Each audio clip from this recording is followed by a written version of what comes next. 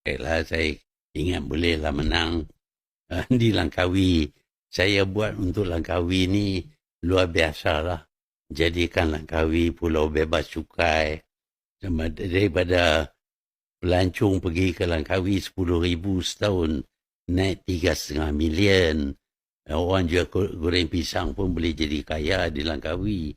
Jadi saya harap mereka hargailah sumbangan saya. Dan bila ada COVID apa semua ni, makan saya bagi.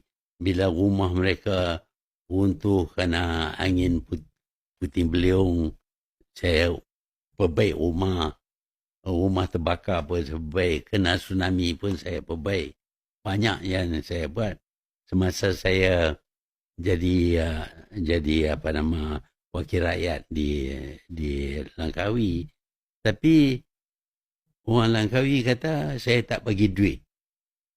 Dia kata, you dapat duit mana? Orang lain bagi duit. Banyak mana? RM100. Dia lebih utamakan RM100 cash dia dapat daripada bantuan yang saya bagi.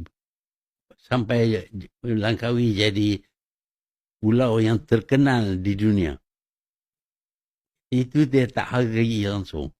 Pasal RM100, saya tanya RM1 boleh tahan banyak mana?